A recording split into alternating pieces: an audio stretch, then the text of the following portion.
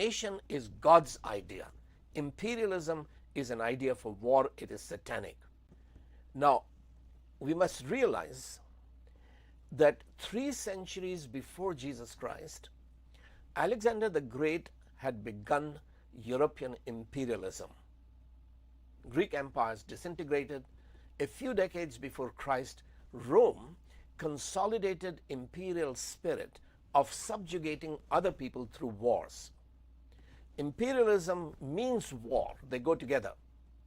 16th century Protestant Reformation, where the church returned to the Bible, challenged a European concept of the Holy Roman Empire.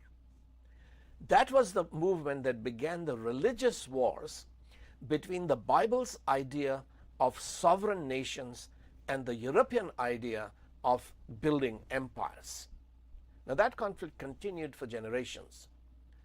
The most consequential of those religious wars was the 30-year War from 1618 to 1648. It ended with the Peace of Westphalia, which is the northwestern province of Germany.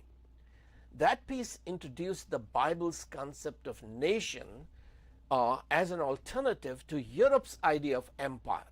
So nations began in Europe only after 1648.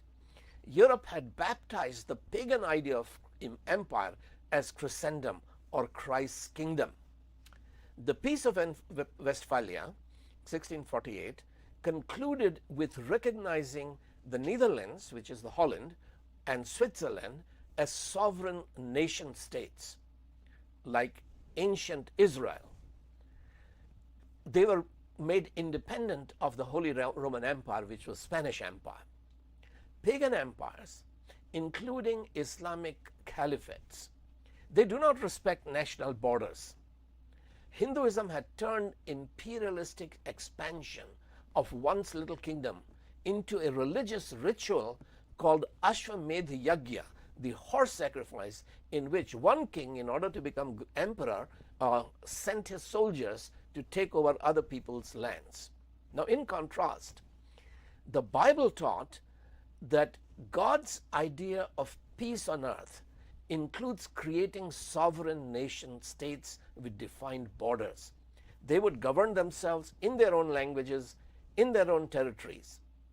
This view is a Jewish view which began in Genesis chapters 10 to 12, and it developed all the way from the book of Exodus until Joshua, when Israel became an independent nation.